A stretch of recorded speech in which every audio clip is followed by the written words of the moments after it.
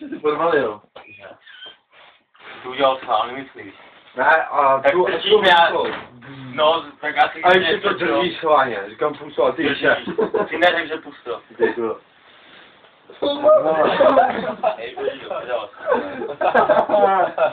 jo, já mám to prdele, jo.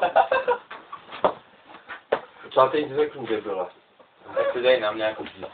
Tak to dej na mě, no. No půjď to na účet. Ale ty vole. Co se stalo?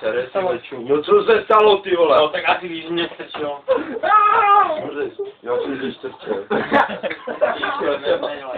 Já jsem ti říkal nestrčit, ty jsi šel na záchod, ty jsi zmrzlivek. Já jsem šel ven. Na jaký záchod, já jsem šel ven. Ty jsi šel ven, jo? Jo. Ty jsi taky. A proč mu dostrhnul Rado to tričko? Já můžu rovnou vyhodit. No můžeš to vyhodit, mu to dej Radovi. Vaše, jako já jsem to taky chtěl. Je to koukáš, jo, ty vole. Jako si se řeknu. No, že jsem se zadržel. No, že jsi se zadržel. Je to je píče. A kde jsi se zadržel? Na zákoně, ne? Nebylo se. Když jsi se pral s nějakým dělníkem. Ty píče. A on to bylo Rado náhodou, no. Je to moc hlavně. Ale já jsem to chtěl. Já nevím, jestli jsi to chtěl. Já nevím, ale se mi to víš co. Umí zašívat tvoje máma teďka. Já to nevím, umí. Tak jí zavolíš moc zašívat.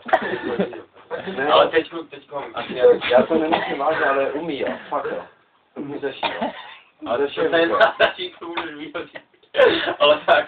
Protože tomu směješ. Ale tak směješ, ty mi to nechápu, já za to můžu. Já to fakt se Jirko, to fakt to tričko můžeš vyhodit, to se nezašíhlo. A no taky pěkný růžový tričko. Jo, Lašek, já jsem to asi fakt chtěl. Jdu růžovou hubu za to. A ještě až nevím. Jak má pomádku na tričko. Co jí převlíkne, no. První má noha. Tomu ne.